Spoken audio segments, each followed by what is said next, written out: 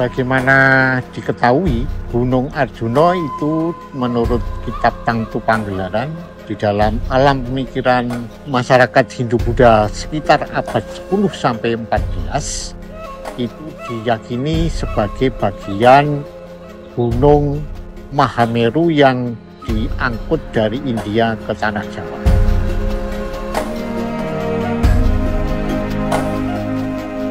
Di antara gunung-gunung suci tersebut, kita bisa mendapatkan banyak sekali model-model dari peninggalan-peninggalan masa hidup Buddha.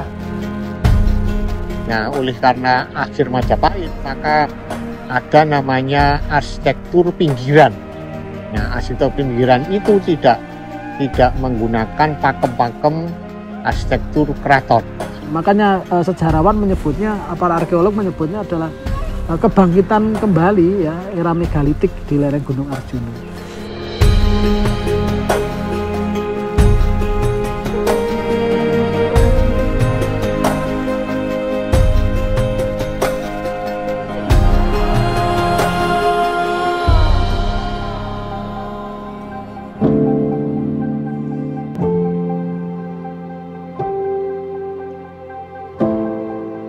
Gunung Arjuna terletak di antara Kabupaten Malang dan Kabupaten Pasuruan.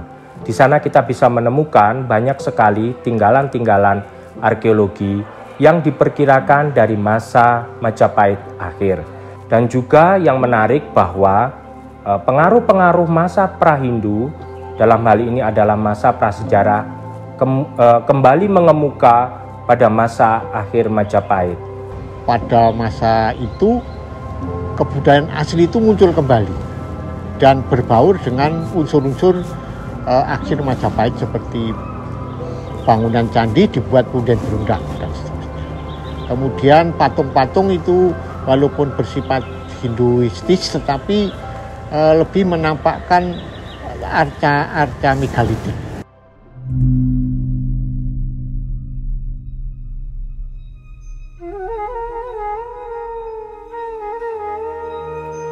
Tradisi megalitik adalah bentuk-bentuk praktik kebudayaan yang dicirikan dengan monumen atau struktur dari batu-batu besar sebagai penciri utamanya, seperti dolmen, arca megalit,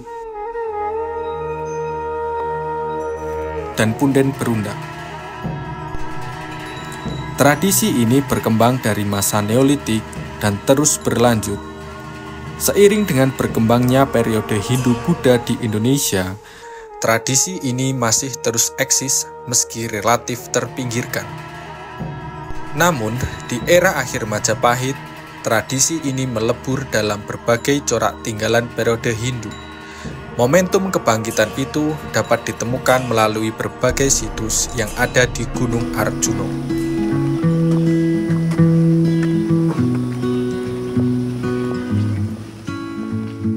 Karena keberadaan situs itu kan mulai dari Ontobugo, Pos 1,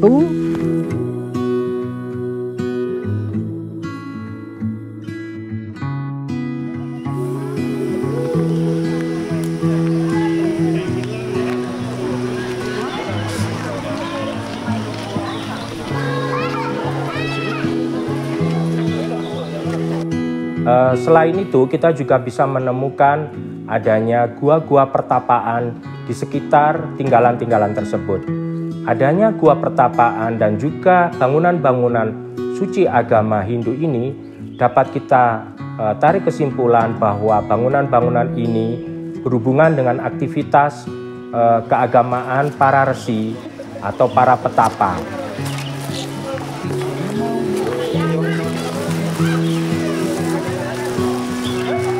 Kula nggih niki ngandhap niki istilah niku sowan. Sowan kan dulu. Sebelum kalian di Islam niku nggak haji. Bukan nilas. Pak Tilas. Pasti ini asmane yang untuk itu. Apa makan gratis semuanya. setunggal dinten menika napa? Niki mulai jam wani kok. Bukan ke Jumat. Ini malam ipun sira. Anu tanggal 30 ya. 30 ipun. Jadi acara ini sampun 2 tahun. Kan 2 tahun. Tahun wingi sakniki suruh kan tahun baru. Langsung 2 tahun. Pungkasan kali awal.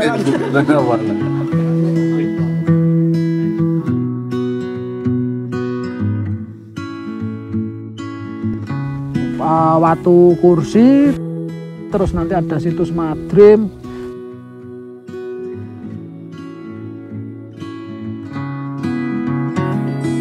Struktur lokalnya adalah punden ya, jadi ada bertrap-trap di sini, ada 1, 2, 3, 4 trap. Terus ada juga situs Sitampuono, itu ada yang Sekutren, ada yang Abioso.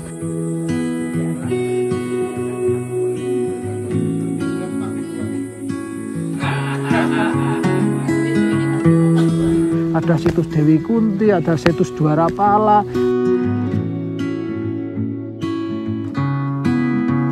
Terus kita naik sedikit nanti ada di situs Eyang Sakri.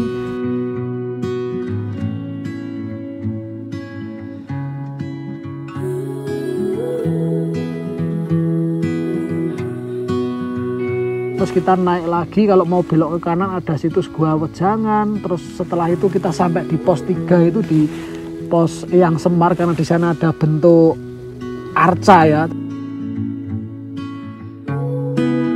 Nah, inilah yang sebagai salah satu puncak dalam perjalanan ritus para kaum penghayat. Tetapi kalau kita kaji secara historis, ini pas sekali ya bentuknya, mewujudkan sebagai dewa-dewa lokal. Jadi ini era-era akhir Majapahit di mana dia kembali kepada kepercayaan klasik, maka orang-orang yang lari di gunung inilah membentuk dewa-dewa yang keluar dari kaidah-kaidah yang ada di dalam kitabnya. Jadi yang kita sesuaikan dengan bentuk-bentuk lokal, bentuk seadanya seperti itu yang diyakini sebagai salah satu kekuatan dalam kejiwaan mereka.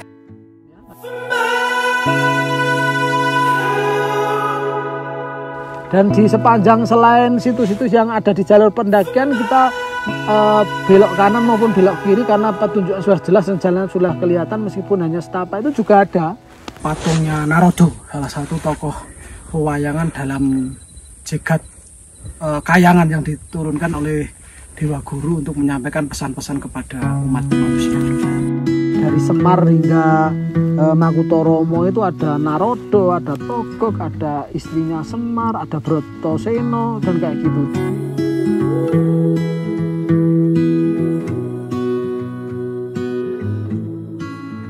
Kita bermalam di Putuk Lesung, dinamakan Putuk Lesung karena ada tinggalan situs juga di sini yang bentuknya seperti lesung, terletak di bukit kecil atau istilah lokal menyebutnya sebuah putukan.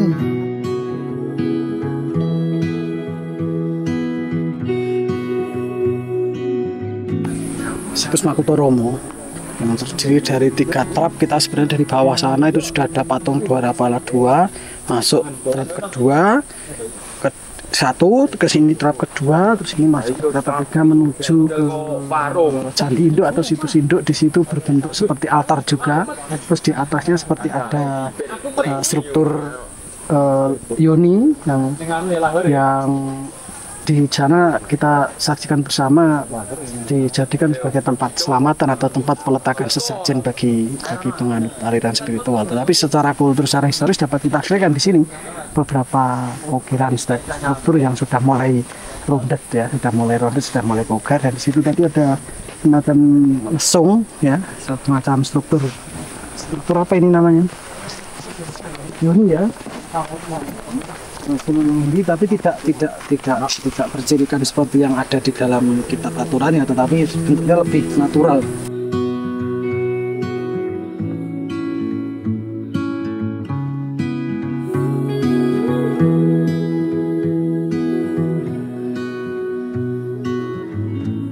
Sedangkan situs-situs yang ada di lereng tengah Sepilar itu berhubungan dengan situs-situs Hindu-Buddha, tetapi bercampur atau berbaur dengan kebudayaan megalitik, sehingga di sana banyak ditemukan punden berundak yang dikombinasikan dengan unsur-unsur Hindu. dan umumnya berhubungan dengan situs-situs kadewa guruan atau yang dimaksud dengan situs-situs karesihan. Karena Gunung Arjuna itu sama fungsinya dengan Gunung Pawitra atau Gunung Penanggungan. Memang, tapi hal yang paling disyukuri di sini adalah keberadaan mata air. Jadi mata airnya melimpah, jadi seakan-akan mengurangi beban para pendaki yang ingin melakukan pendakian di lereng Gunung Arjuna ini.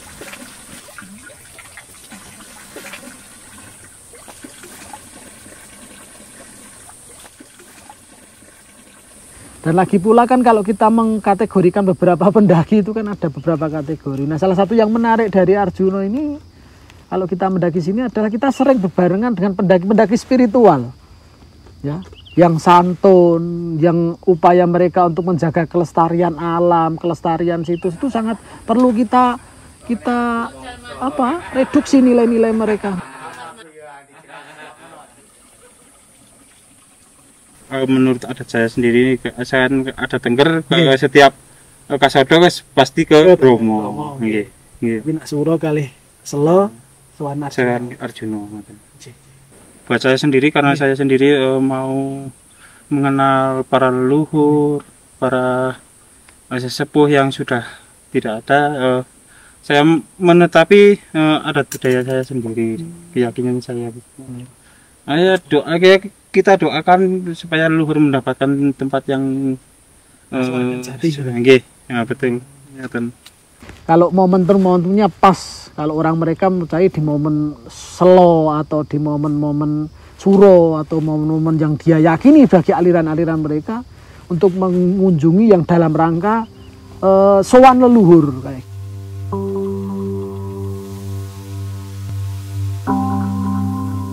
Kalau tidak ada mereka, mungkin keberadaan situ itu entah tidak karu-karuan, karena kita tahu kan sikap-sikap, mohon maaf dalam tanda kutip itu kan sikap-sikap yang vandal itu yang dilakukan oleh para pendaki, sering coret-coret segala macam, sering mahatkan, menambah suatu. Nah, dengan adanya pelestari budaya, alirannya penghayat kepada aliran kepercayaan inilah yang akhirnya bisa menjaga kelestarian dan eksistensi dari keberadaan situs itu.